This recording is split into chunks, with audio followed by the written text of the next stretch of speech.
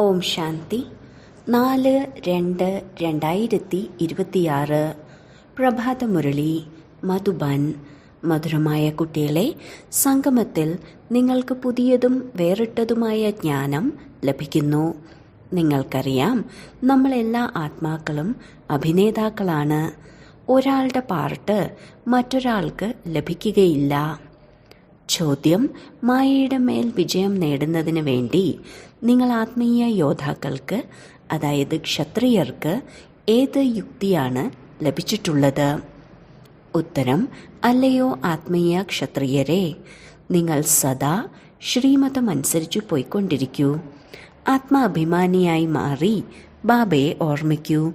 ദിവസവും അതിരാവിലെ എഴുന്നേറ്റ് ഓർമ്മയിലിരിക്കുന്നതിൻ്റെ അഭ്യാസം ചെയ്യുകയാണെങ്കിൽ മായയുടെ മേൽ വിജയം പ്രാപ്തമാക്കാം.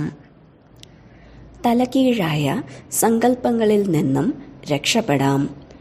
ഓർമ്മയുടെ മധുരമായ യുക്തി മായ ജീത്താക്കി മാറ്റും. ഗീതം: ആരുടെ കൂടെയാണോ ഭഗവാനുള്ളത്? ഓം ശാന്തി. ഇത് മനുഷ്യരാൽ ഉണ്ടാക്കപ്പെട്ട ഗീതമാണ്. ഇതിൻ്റെ അർത്ഥം ആർക്കും അല്പം പോലും അറിയുകയില്ല. പാട്ട്, ഭജന മുതലായവ പാടുന്നു. ഭക്തജനങ്ങൾ മഹിമ ചെയ്യുന്നു. പക്ഷെ ഒന്നും അറിയുന്നില്ല. ഒരുപാട് മഹിമ ചെയ്യുന്നു. നിങ്ങൾ കുട്ടികൾക്ക് ഒരു മഹിമയും ചെയ്യേണ്ടതില്ല. കുട്ടികൾ അച്ഛൻ്റെ മഹിമ ഒരിക്കലും ചെയ്യാറില്ല. അച്ഛനറിയാം, ഇതെൻ്റെ കുട്ടികളാണ്. കുട്ടികൾക്കറിയാം, ഇത് നമ്മുടെ അച്ഛനാണ്. ഇപ്പോൾ ഇത് പരിധിയില്ലാത്ത കാര്യമാണ്. എങ്കിലും എല്ലാവരും പരിധിയില്ലാത്ത ബാബയെ ഓർമ്മിക്കുന്നു. ഇപ്പോൾ വരേക്കും ഓർമ്മിച്ചുകൊണ്ടേയിരിക്കുന്നു. ഭഗവാനെ പറയുന്നു, അല്ലയോ ബാബ. പേര് ശിവബാബയെന്നാണ്. എങ്ങനെയാണോ നമ്മൾ ആത്മാക്കൾ, അതുപോലെയാണ് ശിവബാബ. പരമാത്മാവ് ആരെയാണോ സുപ്രീം എന്ന് പറയുന്നത്, അവരുടെ കുട്ടികളാണ് നമ്മൾ. അവരെ സുപ്രീം സോൾ, അതായത് പരമാത്മാവ് എന്ന് പറയുന്നു. അവരുടെ നിവാസ സ്ഥാനം എവിടെയാണ്? പരംധാമത്തിൽ. എല്ലാ ആത്മാക്കളും അവിടെയാണ് വസിക്കുന്നത്.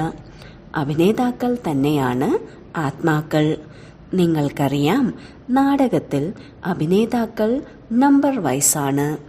ഓരോരുത്തരുടെയും പാർട്ട് അനുസരിച്ചാണ് അത്രയും വേതനം അല്ലെങ്കിൽ ശമ്പളം ലഭിക്കുന്നത്. അവിടെ വസിക്കുന്ന ആത്മാക്കൾ എല്ലാവരും പാർട്ട്ധാരികളാണ്. പക്ഷേ നമ്പർ വൈസായി എല്ലാവർക്കും പാർട്ട് ലഭിച്ചിട്ടുള്ളതാണ്. ആത്മീയ അച്ഛനിരുന്ന് മനസ്സിലാക്കി തരികയാണ്, ആത്മാക്കളിൽ എങ്ങനെയാണ് അവിനാശിയായ പാർട്ട് അടങ്ങിയിരിക്കുന്നത്. എല്ലാ ആത്മാക്കളുടെയും പാർട്ട് ഒരുപോലെ ആയിരിക്കാൻ സാധ്യമല്ല. എല്ലാവരിലും ഒരുപോലെയുള്ള കഴിവ് ആയിരിക്കില്ല. നിങ്ങൾക്കറിയാം, ഏറ്റവും നല്ല പാർട്ട് അവരുടേതാണ്. ആരാണോ ആദ്യം ശിവന്റെ രുദ്രമാലയിൽ വരുന്നത്. നാടകത്തിൽ ആരാണോ വളരെ നല്ല നല്ല അഭിനേതാക്കൾ, അവരുടെ മഹിമ വളരെയധികം ഉണ്ടാകുന്നു. കേവലം അവരെ കാണുന്നതിന് വേണ്ടി ജനങ്ങൾ പോകുന്നു. അതിനാൽ ഇത് പരിധിയില്ലാത്ത ഡ്രാമയാണ്. ഈ പരിധിയില്ലാത്ത ഡ്രാമയിലും ഉയർന്നതിലും ഉയർന്നത് ഒരു ബാബയാണ്. ഉയർന്നതിലും ഉയർന്ന അഭിനേതാവ്, നിർമ്മാതാവ്, സംവിധായകനെന്നും പറയും. അവരെല്ലാവരും പരിധിയുള്ള അഭിനേതാക്കളും സംവിധായകരുമാണ്. അവർക്ക് അവരുടെ ചെറിയ പാർട്ട് ലഭിച്ചിരിക്കുകയാണ്. പാർട്ട് അഭിനയിക്കുന്നത് ആത്മാവാണ്. പക്ഷേ ദേഹാഭിമാനം കാരണം മനുഷ്യരുടെ പാർട്ട് ഇങ്ങനെയാണെന്ന് പറയുന്നു. ബാബ പറയുന്നു, പാർട്ട് മുഴുവൻ ആത്മാവിൻ്റെയാണ്. ആത്മാഭിമാനിയായി മാറേണ്ടതുണ്ട്. ബാബ മനസ്സിലാക്കി തന്നിട്ടുണ്ട്, സത്യയുഗത്തിൽ ആത്മാഭിമാനി ആയിരിക്കും. ബാബയെ അറിയുന്നില്ല. ഇവിടെ കലിയുഗത്തിലാണെങ്കിൽ ആത്മാഭിമാനിയുമല്ല, ബാബയെ അറിയുന്നുമില്ല. ഇപ്പോൾ നിങ്ങൾ ആത്മാഭിമാനി ആയിരിക്കുകയാണ്. ബാബയെ അറിയാം. നിങ്ങൾ ബ്രാഹ്മണർക്ക് വേറിട്ട ജ്ഞാനം ലഭിക്കുന്നു. നിങ്ങൾ ആത്മാക്കൾക്ക് മനസ്സിലായി, നമ്മളെല്ലാ ആത്മാക്കളും അഭിനേതാക്കളാണ്. എല്ലാവർക്കും പാർട്ട് ലഭിച്ചിട്ടുള്ളതാണ്. ഒരാൾക്ക് മറ്റൊരാളുടേത് ലഭിക്കുകയില്ല. ആ പാർട്ട് മുഴുവൻ ആത്മാവിലാണ്. ഇപ്രകാരം ഏത് നാടകമാണോ ഉണ്ടാക്കിയിട്ടുള്ളത് അതും ആത്മാവിൽ തന്നെയാണ് ധാരണ ചെയ്യുന്നത്. നല്ല പാർട്ടും ആത്മാവ് തന്നെയാണ് എടുക്കുന്നത്. ആത്മാവ് തന്നെയാണ് പറയുന്നത്, ഞാൻ ഗവർണറാണ്, ഇന്നയാളാണ്. പക്ഷെ ആത്മാഭിമാനിയായി മാറുന്നില്ല. സത്യയുഗത്തിൽ മനസ്സിലാക്കും, ഞാൻ ആത്മാവാണ്. ഒരു ശരീരം ഉപേക്ഷിച്ച് വേറൊന്നെടുക്കണം. പരമാത്മാവിനെ അവിടെ ആരും അറിയുകയില്ല. ഈ സമയം നിങ്ങളെല്ലാം അറിയുന്നു. ശൂദ്രരെക്കാളും ദേവതകളെക്കാളും നിങ്ങൾ ബ്രാഹ്മണരാണ് ഉത്തമർ. ഇത്രയധികം ബ്രാഹ്മണർ എവിടെ നിന്ന് വരും? ആരാകും? പ്രദർശിനിയിൽ ലക്ഷക്കണക്കിന് വരുന്നു. ആരാണോ നല്ല രീതിയിൽ മനസ്സിലാക്കിയത്, ജ്ഞാനം കേട്ടത്, അവർ പ്രജയായി മാറും. ഓരോ രാജാവിനും അനേകം പ്രജകൾ ഉണ്ടാകുന്നു. നിങ്ങൾ ഒരുപാട് പ്രജകളെ ഉണ്ടാക്കിക്കൊണ്ടിരിക്കുകയാണ്. ചിലർ പ്രദർശിനി പ്രൊജക്ടറിലൂടെ മനസ്സിലാക്കിയും നല്ലവരായി മാറും. പഠിക്കും, യോഗം വയ്ക്കും. ഇപ്പോൾ അവർ വന്നുകൊണ്ടേയിരിക്കും. പ്രജയും വരും. പിന്നെ സമ്പന്നർ, രാജാറാണി, നിർധനർ മുതലായവരും വരും. അനേകം രാജകുമാരനും രാജകുമാരിയും ഉണ്ടാകുന്നു. സത്യുഗം മുതൽ ത്രേതായുഗം വരെ രാജകുമാരിയും രാജകുമാരനും ഉണ്ടാകണം. കേവലം 8 അല്ലെങ്കിൽ 108 മാത്രമല്ല. എന്നാൽ ഇപ്പോൾ എല്ലാവരും ഉണ്ടായിക്കൊണ്ടിരിക്കുന്നു. നിങ്ങൾ സേവനം ചെയ്തുകൊണ്ടേയിരിക്കൂ. ഇതും ഒന്നും പുതിയതല്ല. നിങ്ങൾ ഏതെങ്കിലും ചടങ്ങ് നടത്തി, ഇതും പുതിയ കാര്യമല്ല, അനേക തവണ ചെയ്തിട്ടുണ്ട്. പിന്നീട് സംഗമത്തിൽ ഇതേ കാര്യം ചെയ്യും. അല്ലാതെ എന്ത് ചെയ്യും? ബാബ പതിതരെ പാവനമാക്കാൻ വരുന്നു. ഇതിനെയാണ് പറയുന്നത് ലോകത്തിന്റെ ചരിത്രവും ഭൂമിശാസ്ത്രവും. നമ്പർ വൈസ് എല്ലാ കാര്യത്തിലും ഉണ്ടാവുക തന്നെ ചെയ്യും. നിങ്ങളിലും ആരെങ്കിലും നന്നായി പ്രഭാഷണം ചെയ്യുകയാണെങ്കിൽ എല്ലാവരും പറയും, ഇയാൾ വളരെ നന്നായി പ്രഭാഷണം ചെയ്തു. മറ്റൊരാൾ കേൾപ്പിക്കുകയാണെങ്കിൽ പറയും, ആദ്യത്തെ ആൾ നന്നായി മനസ്സിലാക്കി തന്നിരുന്നു. മൂന്നാമത്തെ ആൾ അവരെക്കാൾ നന്നായി പറയുകയാണെങ്കിൽ പറയും, ഇവർ അവരെക്കാൾ നന്നായി പറയുന്നു. ഓരോ കാര്യത്തിലും പ്രയത്നിക്കേണ്ടതുണ്ട്, അവരെക്കാൾ ഉയർന്നതാവുന്നതിന്. സമർത്ഥർ പെട്ടെന്ന് കൈ ഉയർത്തും പ്രഭാഷണം ചെയ്യുന്നതിനു വേണ്ടി. നിങ്ങളെല്ലാവരും പുരുഷാർത്ഥികളാണ്. മുന്നോട്ടു പോകവേ മേൽവണ്ടിയായി മാറും. മമ്മ മേൽവണ്ടിയായിരുന്നതുപോലെ. ബാബയെയാണെങ്കിൽ അറിയാൻ കഴിയില്ല. കാരണം 2 പേരും ഒരുമിച്ചാണ്. നിങ്ങൾക്ക് അറിയാൻ സാധിക്കില്ല ആരാണ് പറയുന്നതെന്ന്. നിങ്ങൾ സദാ മനസ്സിലാക്കൂ, ശിവബാബ മനസ്സിലാക്കി തരികയാണെന്ന്. ബാബയും ദാദയും 2 പേരും അറിയുന്നു. പക്ഷേ ബാബ അന്തര്യാമിയാണ്. പുറത്തുനിന്ന് പറയുന്നു, ഇവരാണെങ്കിൽ വളരെ സമർത്ഥനാണ്. ബാബയും മഹിമ കേട്ട് സന്തോഷിക്കുന്നു. ലൗകിക അച്ഛനും തൻ്റെ കുട്ടി നല്ല രീതിയിൽ പഠിച്ച് ഉയർന്ന പദവി നേടുകയാണെങ്കിൽ അച്ഛൻ മനസ്സിലാക്കുന്നു, ഈ കുട്ടി നല്ല പേര് നേടും. ഇവരും മനസ്സിലാക്കുന്നു, ഇന്ന കുട്ടി ഈ ആത്മീയ സേവനത്തിൽ സമർത്ഥനാണ്. മുഖ്യമായത് പ്രഭാഷണമാണ്. ആർക്കെങ്കിലും ബാബയുടെ സന്ദേശം നൽകുക, മനസ്സിലാക്കി കൊടുക്കുക. ബാബ ഉദാഹരണവും പറഞ്ഞു തന്നിട്ടുണ്ട്. ആർക്കോ 5 കുട്ടികൾ ഉണ്ടായിരുന്നു. അപ്പോൾ ആരോ ചോദിച്ചു, നിങ്ങൾക്ക് എത്ര കുട്ടികളാണ്? അപ്പോൾ പറഞ്ഞു, 2 കുട്ടികൾ. പറഞ്ഞു, നിങ്ങൾക്ക് 5 കുട്ടികളില്ലേ?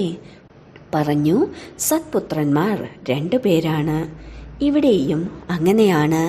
കുട്ടികളാണെങ്കിൽ അനവധിയാണ്. ബാബ പറയും, ഈ ഡോക്ടർ നിർമ്മല വളരെ നല്ല കുട്ടിയാണ്. വളരെ സ്നേഹത്തോടെ ലൗകിക അച്ഛനെ പറഞ്ഞു മനസ്സിലാക്കി സെന്റർ തുറപ്പിച്ചു. ഇത് ഭാരതത്തിൻ്റെ സേവനമാണ്. നിങ്ങൾ ഭാരതത്തെ സ്വർഗമാക്കി മാറ്റുകയാണ്. ഈ ഭാരതത്തെ രാവണൻ നരകമാക്കി മാറ്റി. ഒരു സീത മാത്രമല്ല ജയിലിലായിരുന്നത്. എന്നാൽ നിങ്ങൾ സീതമാർ രാവണന്റെ ജയിലിലായിരുന്നു. ഈ ഭക്തിമാർഗവും ഡ്രാമയിലുണ്ട്. നിങ്ങൾക്കറിയാം, സത്യയുഗം മുതൽ എന്തെല്ലാമാണോ സംഭവിച്ചത് അതെല്ലാം ആവർത്തിക്കും. താങ്കൾ തന്നെ പൂജ്യരും താങ്കൾ തന്നെ പൂജാരിയുമായി മാറുന്നു. ബാബ പറയുന്നു, എനിക്ക് വന്ന് പൂജാരിയിൽ നിന്ന് പൂജ്യരാക്കി മാറ്റണം. ആദ്യം സ്വർണിമയുഗം, പിന്നീട് ഇരുമ്പ് യുഗമായി മാറണം. സത്യയുഗത്തിൽ സൂര്യവംശി ലക്ഷ്മി നാരായണന്റെ രാജ്യമായിരുന്നു. രാമരാജ്യമാണെങ്കിൽ ചന്ദ്രവംശിയായിരുന്നു. ഈ സമയം നിങ്ങളെല്ലാവരും ആത്മീയ ക്ഷത്രിയർ, അതായത് യോദ്ധാക്കൾ ആണ്. യുദ്ധത്തിന്റെ മൈതാനത്തിൽ വന്നവരെയാണ് ക്ഷത്രിയരെന്ന് പറയപ്പെടുന്നത്. നിങ്ങൾ ആത്മീയ ക്ഷത്രിയരാണ്. ബാക്കി അവരെല്ലാം ഭൗതിക ക്ഷത്രിയരാണ്. അവരെക്കുറിച്ച് പറയുന്നു, ബാഹുബലത്തിലൂടെ യുദ്ധം ചെയ്യുന്നവർ. പരസ്പരം യുദ്ധം ചെയ്തിരുന്നു, പിന്നീട് വിജയവും നേടിയിരുന്നു. ഇപ്പോഴാണെങ്കിൽ നോക്കൂ, ബോംബുകൾ മുതലായവ ഉണ്ടാക്കിയിരിക്കുകയാണ്. നിങ്ങളും ക്ഷത്രിയരാണ്, അവരും ക്ഷത്രിയരാണ്. നിങ്ങൾ മായയുടെ മേൽ വിജയം നേടുന്നു, ശ്രീമതത്തിലൂടെ നടന്ന്. നിങ്ങൾ ആത്മീയ ക്ഷത്രിയരാണ്. ഈ ശരീരത്തിലെ കർമ്മേന്ദ്രിയങ്ങളിലൂടെ ആത്മാവ് തന്നെയാണ് എല്ലാം ചെയ്തുകൊണ്ടിരിക്കുന്നത്. ആത്മാക്കളെ ബാബ വന്ന് പഠിപ്പിക്കുകയാണ്, കുട്ടികളെ, എന്നെ ഓർമ്മിക്കുന്നതിലൂടെ മായ നിങ്ങളെ വിഴുങ്ങുകയില്ല. നിങ്ങളുടെ വികർമ്മം വിനാശമാകും, തലകീഴായ സങ്കല്പം വരികയില്ല. ബാബയെ ഓർമ്മിക്കുന്നതിലൂടെ സന്തോഷവും നിലനിൽക്കും. അതുകൊണ്ട് ബാബ മനസ്സിലാക്കി തരികയാണ്, അതിരാവിലെ എഴുന്നേറ്റ് അഭ്യസിക്കൂ. ബാബ, അങ്ങ് എത്ര മധുരമാണ്. ആത്മാവ് പറയുന്നു, ബാബ തിരിച്ചറിവ് നൽകി. ഞാൻ നിങ്ങളുടെ അച്ഛനാണ്. നിങ്ങൾക്ക് സൃഷ്ടിയുടെ ആദിമധ്യ അന്ത്യത്തിന്റെ ജ്ഞാനം കേൾപ്പിക്കാൻ വന്നിരിക്കുകയാണ്. ഇത് മനുഷ്യ സൃഷ്ടിയുടെ തലകീഴായ വൃക്ഷമാണ്. ഇത് വൈവിധ്യമായ ധർമ്മങ്ങളുടെ മനുഷ്യ സൃഷ്ടിയാണ്. ഇതിനെയാണ് പറയുന്നത് വിരാട്ട ലീല. ബാബ മനസ്സിലാക്കി തന്നിട്ടുണ്ട്, ഈ മനുഷ്യവൃക്ഷത്തിന്റെ ബീജരൂപമാണ് ഞാൻ. എന്നെയാണ് ഓർമ്മിക്കുന്നത്. ആര് ഏതേത് വൃക്ഷത്തിലെയാണ് പിന്നീട് നമ്പർ വൈസായി വരുന്നു. ഈ ഡ്രാമ ഉണ്ടാക്കപ്പെട്ടിട്ടുള്ളതാണ്. ചൊല്ലുണ്ട്, ഇന്നയാൾ ധർമ്മസ്ഥാപക സന്ദേശകനെ അയച്ചു, പക്ഷെ അവിടെ നിന്ന് അയക്കുന്നില്ല. ഇത് ഡ്രാമയനുസരിച്ച് ആവർത്തിക്കുകയാണ്.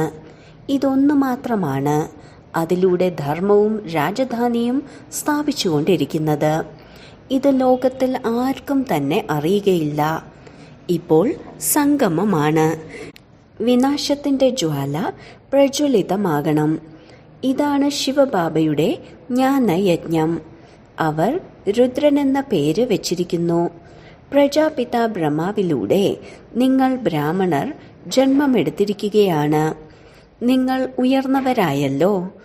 പിറകെ മറ്റ് സഹോദരന്മാർ വരുന്നു.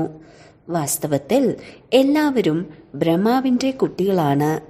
ബ്രഹ്മാവിനെ ഗ്രേറ്റ് ഗ്രേറ്റ് ഗ്രാൻഡ് ഫാദർ എന്ന് പറയുന്നു. ശിഖരങ്ങളാണ്. ആദ്യം ബ്രഹ്മാവാണ് ഉയർന്നതിലും വെച്ച് ഉയർന്നത്.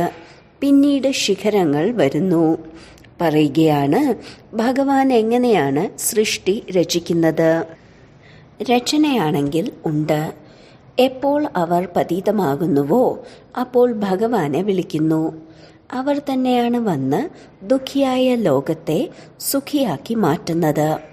അതുകൊണ്ടാണ് വിളിക്കുന്നത്, ദുഃഖം ഇല്ലാതാക്കി സുഖം തരുന്ന ബാബ വരൂ. പേര് വെച്ചിരിക്കുന്നു ഹരിദ്വാർ. ഹരിദ്വാർ അർത്ഥം ഹരിയുടെ വാതിൽ. അവിടെ ഗംഗ ഒഴുകുന്നു.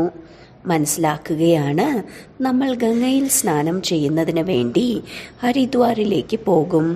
പക്ഷേ ഹരിയുടെ വാതിൽ എവിടെയാണ്? അവർ കൃഷ്ണനെ പറയുന്നു.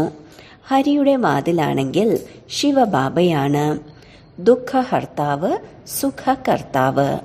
ആദ്യം നിങ്ങൾ തൻ്റെ വീട്ടിലേക്ക് പോകണം.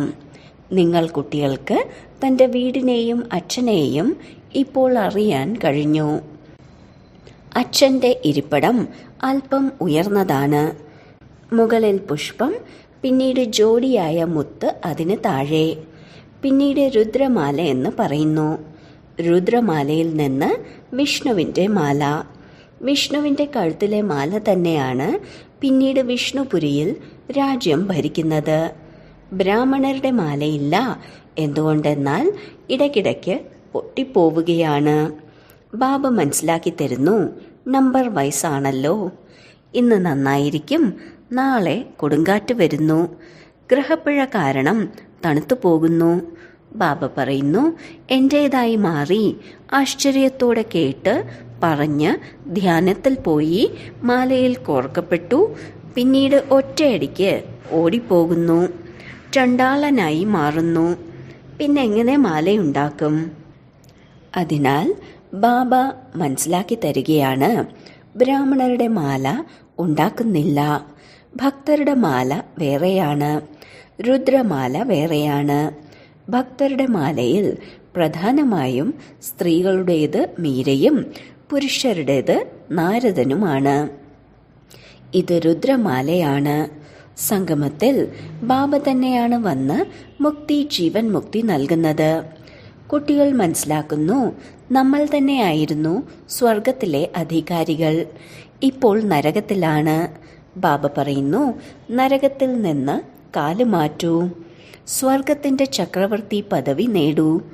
ഏതൊന്നാണോ രാവണൻ നിങ്ങളിൽ നിന്ന് മോഷ്ടിച്ചത്, ഇതാണെങ്കിൽ ബാബ തന്നെയാണ് വന്ന് പറഞ്ഞു തരുന്നത്. അവർ ഈ എല്ലാ ശാസ്ത്രങ്ങളും തീർത്ഥാടനം മുതലായവയും അറിയുന്നു. ബീജരൂപമാണല്ലോ. ജ്ഞാനത്തിൻ്റെ സാഗരം, ശാന്തിയുടെ സാഗരം. ഇതാത്മാവാണ് പറയുന്നത്. ബാബ മനസ്സിലാക്കി തരുന്നു, ഈ ലക്ഷ്മി നാരായണൻ സത്യുഗത്തിലെ അധികാരിയായിരുന്നു. അവർക്ക് മുമ്പേ എന്തായിരുന്നു? തീർച്ചയായും കലിയുഗത്തിൻ്റെ അവസാനമായിരിക്കും. അതിനാൽ സംഗമയുഗം ഉണ്ടാകും. ഇപ്പോൾ വീണ്ടും സ്വർഗം ഉണ്ടാക്കുന്നു. ബാബയെ സ്വർഗത്തിൻ്റെ രചയിതാവെന്ന് പറയുന്നു, സ്വർഗം സ്ഥാപിക്കുന്ന ആൾ. ഈ ലക്ഷ്മി നാരായണൻ സ്വർഗത്തിൻ്റെ അധികാരിയായിരുന്നു. ഇവർക്ക് സമ്പത്ത് എവിടെ നിന്ന് ലഭിച്ചു? സ്വർഗത്തിൻ്റെ രചയിതാവായ ബാബയിൽ നിന്ന്. ബാബയുടെ തന്നെയാണ് ഈ സമ്പത്ത്. നിങ്ങൾ ആരോട് വേണമെങ്കിലും ചോദിച്ചോളൂ. ഈ ലക്ഷ്മി നാരായണന് സത്യുഗത്തിൻ്റെ രാജധാനി ഉണ്ടായിരുന്നു. എങ്ങനെ നേടി? ആർക്കും പറയാൻ സാധിക്കില്ല. ഈ പിതാമഹനും, അതായത് ദാദയും പറയുന്നു, എനിക്കും അറിയുമായിരുന്നില്ല. പൂജ ചെയ്തിരുന്നു, പക്ഷേ അറിയുമായിരുന്നില്ല. ഇപ്പോൾ ബാബ മനസ്സിലാക്കി തന്നു, ഈ സംഗമത്തിൽ രാജയോഗം പഠിക്കുന്നു. ഗീതയിലും രാജയോഗത്തിൻ്റെ വർണ്ണനയുണ്ട്. ഗീതയിലല്ലാതെ മറ്റൊരു ശാസ്ത്രങ്ങളിലും രാജയോഗത്തിൻ്റെ കാര്യമില്ല. ബാബ പറയുന്നു, ഞാൻ നിങ്ങളെ രാജാക്കന്മാരുടെയും രാജാവാക്കി മാറ്റുന്നു. ഭഗവാൻ തന്നെയാണ് വന്ന് നരനിൽ നിന്ന് നാരായണനായി മാറുന്നതിൻ്റെ ജ്ഞാനം നൽകുന്നത്. ഭാരതത്തിൻ്റെ മുഖ്യ ശാസ്ത്രമാണ് ഗീത. ഗീത എപ്പോൾ രചിച്ചു ഇതറിയുകയില്ല. ബാബ പറയുന്നു, കൽപ്പകൽപ്പം സംഗമത്തിൽ ഞാൻ വരുന്നു. ആർക്കാണോ രാജ്യം നൽകിയത് അവർ രാജ്യം നഷ്ടപ്പെടുത്തി, പിന്നീട് ദുഃഖിയായി മാറുന്നു. രാവണന്റെ രാജ്യമാണ്. മുഴുവൻ ഭാരതത്തിൻ്റെ തന്നെയാണ് കഥ. ഭാരതമാണ് ഓൾറൗണ്ട്, ബാക്കിയെല്ലാം പിന്നീടാണ് വരുന്നത്. ബാബ പറയുന്നു, നിങ്ങൾക്ക് 84 ജന്മങ്ങളുടെ രഹസ്യം പറഞ്ഞു തരികയാണ്. 5000 വർഷങ്ങൾക്ക് മുമ്പ് നിങ്ങൾ ദേവീ ദേവതകളായിരുന്നു. പിന്നീട് തൻ്റെ ജന്മങ്ങളെക്കുറിച്ച് അറിയുന്നില്ല. അല്ലയോ ഭാരതവാസികളെ, ബാബ വരുന്നത് അന്തിമത്തിലാണ്. ആദിയിലാണ് വരുന്നതെങ്കിൽ ആദിമധ്യ അന്ത്യത്തിൻ്റെ ജ്ഞാനം എങ്ങനെ കേൾപ്പിക്കും? സൃഷ്ടിയുടെ വൃദ്ധി ഉണ്ടാകുന്നില്ല എങ്കിൽ എങ്ങനെ മനസ്സിലാക്കി കൊടുക്കും? അവിടെയാണെങ്കിൽ ജ്ഞാനത്തിൻ്റെ ആവശ്യം തന്നെയില്ല. ബാബ ഇപ്പോൾ സംഗമത്തിൽ തന്നെയാണ് ജ്ഞാനം നൽകുന്നത്. നോളജ്ഫുൾ ആണല്ലോ. തീർച്ചയായും ജ്ഞാനം കേൾപ്പിക്കുന്നതിന് അന്തിമത്തിൽ വരേണ്ടി വരുന്നു. ആദിയിൽ നിങ്ങളെ എന്ത് കേൾപ്പിക്കും? ഇത് മനസ്സിലാക്കേണ്ട കാര്യങ്ങളാണ്. ഭഗവാനുവാച, ഞാൻ നിങ്ങളെ രാജയോഗം പഠിപ്പിക്കുകയാണ്. ഇത് പാണ്ഡവ ഗവൺമെന്റിന്റെ യൂണിവേഴ്സിറ്റിയാണ്. ഇപ്പോൾ സംഗമമാണ്. യാദവരും കൗരവരും പാണ്ഡവരും. മനുഷ്യർ സേനകളെ കാണിച്ചിരിക്കുന്നു. ബാബ മനസ്സിലാക്കി തരികയാണ്, യാദവ കൗരവർ വിനാശകാലെ വിപരീത ബുദ്ധിയാണ്. പരസ്പരം നിന്ദിച്ചുകൊണ്ടിരിക്കുന്നു. ബാബയോട് സ്നേഹമില്ല. പറയുകയാണ്, പട്ടിയിലും പൂച്ചയിലും എല്ലാത്തിലും പരമാത്മാവുണ്ടെന്ന്. ബാക്കി പാണ്ഡവരുടേത് പ്രീതബുദ്ധിയായിരുന്നു. പാണ്ഡവരുടെ കൂട്ടുകാരൻ സ്വയം പരമാത്മാവായിരുന്നു. പാണ്ഡവർ അർത്ഥം ആത്മീയ വഴികാട്ടികൾ. അവർ ഭൗതിക വഴികാട്ടികളാണ്. നിങ്ങളാണ് ആത്മീയ വഴികാട്ടികൾ. ശരി, വളരെ കാലത്തെ വേർപാടിന് ശേഷം തിരികെ കിട്ടിയ മധുരമധുരമായ കുട്ടികൾക്ക് മാതാവും പിതാവുമായ ബാബ്ദാദയുടെ സ്നേഹസ്മരണകളും സുപ്രഭാതവും. ആത്മീയ അച്ഛൻ്റെ ആത്മീയ കുട്ടികൾക്ക് നമസ്കാരം. ധാരണയ്ക്കുള്ള മുഖ്യസാരം: 1. ആത്മാഭിമാനിയായി മാറി ഈ പരിധിയില്ലാത്ത നാടകത്തിൽ ഹീറോ പാർട്ട് അഭിനയിക്കണം. ഓരോ അഭിനേതാക്കളുടെയും പാർട്ട് അവരവരുടേതാണ്. അതിനാൽ ആരുടെ പാർട്ടിലും അസൂയപ്പെടരുത്. 2. അതിരാവിലെ എഴുന്നേറ്റ് സ്വയത്തോട് സംസാരിക്കണം, അഭ്യസിക്കണം. ഞാൻ ഈ ശരീരത്തിലെ കർമ്മേന്ദ്രിയങ്ങളിൽ നിന്ന് വേറിട്ടതാണ്. ബാബ, അങ്ങ് എത്ര മധുരമാണ്. അങ്ങ് ഞങ്ങൾക്ക് സൃഷ്ടിയുടെ ആദിമധ്യ അന്ത്യത്തിന്റെ ജ്ഞാനം നൽകുന്നു. വരദാനം: ബാബയുടെ സംസ്കാരങ്ങളെ തങ്ങളുടെ നിജ സംസ്കാരങ്ങളാക്കുന്ന വ്യർത്ഥത്തിൽ നിന്നും പഴയ സംസ്കാരങ്ങളിൽ നിന്നും മുക്തരായി ഭവിക്കട്ടെ. ഏത് വ്യർത്ഥ സങ്കല്പവും പഴയ സംസ്കാരങ്ങളും ദേഹാഭിമാനവുമായി ബന്ധപ്പെട്ടതാണ്. ആത്മീയ സ്വരൂപത്തിന്റെ സംസ്കാരം ബാബയ്ക്ക് സമാനമായിരിക്കും. ബാബ എങ്ങനെയാണോ സദാ വിശ്വമംഗളകാരി, പരോപകാരി, ദയാമനസ്കൻ, വരദാതാവ്, അതേപോലെ സ്വയത്തിന്റെ സംസ്കാരം സ്വാഭാവികമായിരിക്കട്ടെ. സംസ്കാരം ഉണ്ടാക്കുക അർത്ഥം സങ്കല്പം, വാക്ക്, കർമ്മം സ്വതവേ അപ്രകാരം നടക്കുക. ജീവിതത്തിൽ സംസ്കാരം ഒരു ചാവിയാണ്. അതിലൂടെ സ്വതവേ നടന്നുകൊണ്ടിരിക്കുന്നു. പിന്നെ പ്രയത്നിക്കേണ്ട ആവശ്യമില്ല. സ്ലോഗൻ: ആത്മീയ സ്ഥിതിയിൽ സ്ഥിതി ചെയ്ത് തൻ്റെ രഥം, അതായത് ശരീരത്തിലൂടെ കാര്യങ്ങൾ ചെയ്യിപ്പിക്കുന്നവർ തന്നെയാണ് സത്യമായ പുരുഷാർത്ഥികൾ. അവ്യക്ത സൂചന: ഐക്യവും വിശ്വാസത്തിൻ്റെയും വിശേഷതയിലൂടെ സഫലതാ സമ്പന്നരാകൂ. എങ്ങനെയാണോ ബാബ താങ്കൾ എല്ലാവരെയും ഓരോ മുക്കിലും മൂലയിൽ നിന്നും തിരഞ്ഞെടുത്തത്, അനേക വൃക്ഷങ്ങളുടെ കൊമ്പുകൾ ഇപ്പോൾ ഒരൊറ്റ ചന്ദന വൃക്ഷമായിരിക്കുന്നു. ലോകർ പറയുന്നു 2-4 മാതാക്കൾ പോലും ഒരുമിച്ചിരിക്കുക സാധ്യമല്ല. എന്നാൽ താങ്കൾ മാതാക്കൾ മുഴുവൻ വിശ്വത്തിലും ഐക്യം സ്ഥാപിക്കുന്നതിന് നിമിത്തമാണ്. താങ്കളുടെ ഇതേ പരസ്പര ഐക്യം ബാബയെ പ്രത്യക്ഷപ്പെടുത്തും. ഓം ശാന്തി.